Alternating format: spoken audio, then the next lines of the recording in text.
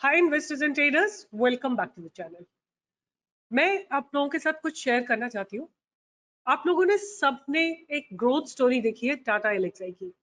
टाटा एलेक्साई जो 2013 में 60 रुपए पे था, 2022 में इसने 10,000 रुपए का हाई लगाया।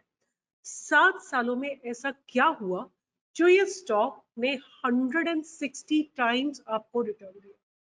160 टाइम्स ये आपकी कैपिटल को इसने इंक्रीज किया है। अगर आपने 1 लाख रुपए लगाए होते तो ये 1.6 करोड़ होते 2022 में। तो ये था इसका futuristic view about the way they develop company which was into AI, which was into data. A lot of futuristic ideas were there in this company, and it helped Tesla into developing their softwares. So बहुत futuristic view के साथ ये company बनी थी। But किसी को क्या पता था कि जो आज 62 रुपीज का स्टॉक है 2013 में, कभी 10,000 का हो जाएगा।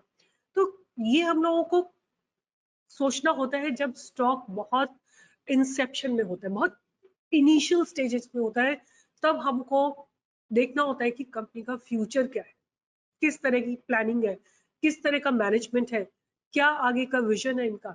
उस तरह से देख के फिर आप अपना पैसा इन्वेस्ट करते हैं। मेरे रडार पे एक छोटी सी कंपनी है जिसका आईपीओ अभी आया है, बहुत कुछ रीसेंट आईपीओ है। I am not giving you a recommendation to buy, but what I am telling you कि ये कंपनी, शायद आपने इसका नाम भी ना सुना हो, कोई और रिसर्च एनालिस्ट इसके बारे में बात भी नहीं करता होगा, but I want to bring it to your notice. अगर आपको अच्छा लगता है, अगर आपको लगता है कि इस कंपनी का कोई फ्यूचर है या इसका कुछ आगे आने वाले सालों में कुछ एक बड़ा एक्सपेंशन हो सकता है, तो आप सोच सकते हैं। But it's not a recommendation of buy or sell in this particular company. ये जो कंपनी है इसके पियर्स वही है Tata एलेक्साई, LTIM. I'll just read out to you. This company's Tata Elxsi, LTTS, Persistent System, Mphasis, Oracle FinService, FB, PB, FinTech, KPIT Technology. ये इसके competitors हैं। आप लोगों में से बहुत ज्यादा लोग वंडर करेंगे कि कंपनी कौन सी है। कंपनी का नाम है विरिंची, VIRINCHI। यहाँ पे आप देख सकते हैं, ये कंपनी का नाम है। और कंपनी की जो मार्केट कैप है at this point of time about 370 crore है। स्टॉक भी कुछ 29 की है। ROC 7.8% है। ROE is about 3.26%। अगर हम इनके बिजनेस मॉडल की बात करते हैं तो दे आर बेसिकली, अगर हम मतलब ब्रॉडर पर्सपेक्टिव में बात करते हैं, तो they established this company 1990। Vinci Limited is a fintech global consulting and technology services and healthcare company. The company is headquartered in Hyderabad and has expanded its presence across North America, Europe, Middle East, and Asia Pacific. इनके business segments क्या है? SaaS, which is SaaS. Under this segment, the company offers end-to-end loan management solutions for NBFCs in the US. These solutions are used by 18 NBFCs in US across 20,000 plus point sale locations across 45 states in US. उसके बाद इनके data centres हैं, IT services हैं. Under this segment, the company offers boutique web hosting services with data centers in California and Atlanta. It also manages turnkey projects for US clients across industries with multiple engagements in healthcare and financial technology. Then they are also into payments and credit services. The company provides line of credit for UPI transactions in India via mobile app, which is VCard. It has issued 20,000 plus cards. और जो last में है उनका health care है. They have about healthcare facilities at 3 locations in Hyderabad. अगर हम इनके revenue की बात करें तो they have got mixed revenue. IT services से 45% है, हेल्थ सर्विसेज से 40% है, फार्मेसी से 9% है, फूड आइटम से 1% and others about 6%. नाउ अब इनसे बात करते हैं, आगे की बात करते हैं कि कंपनी के फंडामेंटल्स कैसे लग रहे हैं. बहुत स्ट्रॉन्ग फंडामेंटल्स नहीं है, बट जब कंपनी बहुत छोटी होती है, कंसेप्शन में होती है, अपना बिजनेस एक्सपैंड कर रही होती है तो आपको फंडामेंटल्स बहुत ज़्यादा अच्छे नहीं मिलेंगे। मैं आपको एक सिंपल सी चीज़ दिखा देना चाहती हूँ कि आप देखिए टाटा एलेक्साई का मार्केट कैप है 48,000 करोड़, करंट मार्केट प्राइस है 7,750। अगर मार्केट कैप ज़्यादा हो जाएगी इसकी by the growth of their business, its price will not remain 43,000, 43, right? Its PE will not remain 29, right? ये बातें आपको याद रखनी है। तो आपको क्या देखना है कि कंपनी बहुत छोटी है अभी, बहुत छोटी है। कभी Tata Elxsi was also this small, कभी Titan was that small. So छोटी कंपनीज में आपको ग्रोथ की प्रोस्पेक्ट मिलते हैं। सेल्स जो है 95 से 78 हुई है, which is not a very good sign. There is a decline in the sale. Expenses are also declined, but अगर हम देखें तो operating profit margins have grown in spite of decline in sales. Operating profit margins have gone up. EPS is constant. Net profit has been increasing. उसके बाद हम बात करते हैं कि इनकी ईयर ऑन ईयर सेल्स तो 68 करोड़ से 312 करोड़ हो गया है 2023 में। ऑपरेटिंग प्रॉफिट मार्जिन कुछ 34 पे है। और अगर हम बात करते हैं कि इनके EPS year on year basis पे तो there is a slight decline. अगर हम इनकी बात करते हैं कि शेयर कैपिटल की, नो, रिजर्व्स की, रिजर्व्स और बोरोइंग्स ऑलमोस्ट इक्वल है। सो रिजर्व्स और बोरोइंग्स इक्वल है means debt to equity ratio is almost 1. It's I don't know why it is so. If the reserves are there, they should be able to pay their loans and reduce their borrowings. But I don't know, maybe they have some expansion plans or whatever. So this is a question mark that I have, why the reserves and the borrowings are almost at the same magnitude. उसके बाद they are generating cash from operating activities, and this cash is almost growing year on year basis, 9, 14, 32, and then see last 3-4 years अगर हम देखें तो 85, 50, 85 and 99 crores. Okay, profit from operations are also growing, right?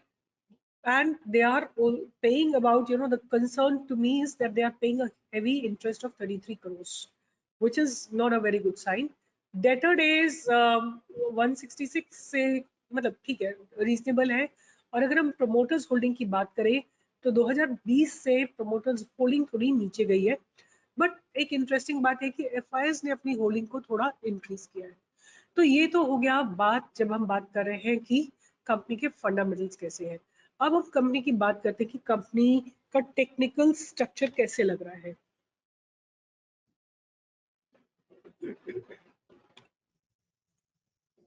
This is how the companies structure looks like. 1 day time frame में आप देखिए company launch हुई है कुछ अबाउट 3rd of May को, मतलब 1 महीना पहले ही लॉन्च हुई है। थोड़ा नीचे गई है और उसके बाद इसने अपने आईपीओ प्राइस को विच इज 37.4 को ब्रेक किया है और ऑलमोस्ट लाइक 20% का रिटर्न दिया है आपको बहुत जल्दी। नाउ अब मेरे हिसाब से ये स्टॉक थोड़ा ऊपर जा चुका है। अगर मुझे किसी भी समय ये करेक्टेड वैल्यू पे मिलेगा which could be about 35 or 34 rupees, I will be definitely interested in at least buying some quantity. And if I see stability, if I see the fundamentals improving, I may be adding some more quantity later on. But right now, I feel the price has gone really up. I will be very happy to invest at about 37. So छोटी quantity, जरूरी नहीं कि आप पूरा 10 करोड़ रुपए इसी में डाल दीजिए, छोटा छोटा क्वांटिटी डालिए।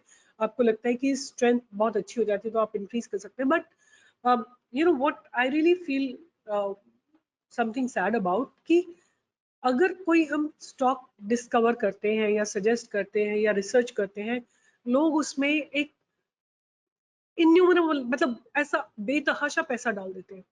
किसी ने अपना घर खरीदने के लिए पैसा रखा है, वो सारा उसमें डाल दिया। तो ये सारी चीजें आपको देखनी है कि ऐसा, मुझे नहीं पता ये कल टाटा एलेक्साई बनेगी कि नहीं बनेगी। मैं केवल एक प्रेजेंट कर रही हूँ कि एक ऐसी कंपनी है जो इसी सिमिलर सेक्टर में है। ये कंपनी की वेबसाइट है और देखते हैं क्या प्रोडक्ट्स और क्या सर्विसेज देती है। They are into fintech, technology services and health care. अगर हम बात करते हैं तो इनके कौन कौन से फिनटेक है। Q fund is a technology and segment leader for the short-term mortgage and lending industry in the US. The company headquartered in the New Jersey, USA. Then they have V-Card, which is again, something like based on the UPI beam. And then they have technology services. Ksoft is a leading full-time IT company in New Jersey. And then they have Virinci, which is basically healthcare solution. So आप इनके product देख सकते हैं, इनके leaders देख सकते हैं. Vishwanath Kompella, he's an IIT from IIT Madras. And then we have Satyajit Prasad, who's from IIT Kanpur, IIM Lucknow. So the company looks so far pretty good, and आप लोग इनके बारे में और रिसर्च कर सकते हैं. But as I suggested you कि मेरे हिसाब से the price has gone up. अगर मुझे कभी करेक्टेड मिलेगी, I may buy some quantity at 45. और अगर थोड़ा मुझे और नीचे मिलेगी, अगर 35 के आसपास मिले, 37 के आसपास मिले, तो मुझे लगता है कि एक अच्छी बाइंग अपॉर्चुनिटी मिलेगी for some quantity if you are ready to keep it for about 5 years in your portfolio. अगर ये जीरो भी हो जाए तो आपको दुख नहीं होना चाहिए, केवल उतना ही अमाउंट लगाइए. नई कंपनी है, पता नहीं बचेगी कि नहीं बचेगी, कितना सरवाइव करेगी, यूएस की इकोनॉमी का क्या होगा, और उसके ऊपर इनका सर्वाइवल काफी कुछ डिपेंड करता है. तो आपको वो सारे फैक्टर्स देखने होंगे. बट ये कंपनी मेरी नजर में आई है, मैं देख रही हूँ यहाँ पे काफी बाइंग आ रही है, टेक्निकली अच्छा लग रहा है, और इनका फंडामेंटल्स अच्छे होते हैं, ये कंपनी जो है दम से भागने लगेगी. सो ये कंपनी रडार पे रखिए. अगर आपको कभी मौका मिलता है, आपको अच्छा लगता है, तो आप इसमें बाय कर सकते हैं. एक सेकेंड. सो ये कंपनी आपके सामने है, विरिंची, और ये इसका 1 day टाइम फ्रेम का चार्ट है. रडार पे रखिए, अच्छा लगता है, पेनी स्टॉक है, कोई ज्यादा वो नहीं है, आपकी मर्जी है. जहां पे आपको अच्छा लगता है वहां पे आप सोच सकते हैं इसके बारे में. आप अपनी रिसर्च करके, if you want to invest, you can do that. With this, I'll be signing off. एक नई कंपनी है, पूरी इसके बारे में छानबीन करिए, अपने फ्रेंड्स के साथ डिस्कस करिए, अपने सीए से पूछिए कि इसके फंडामेंटल्स कैसे लग रहे हैं. But before you invest, you must do all the analysis that you feel is required for your hard-earned money. With this, I'll be signing off. Take care and see you in the next video.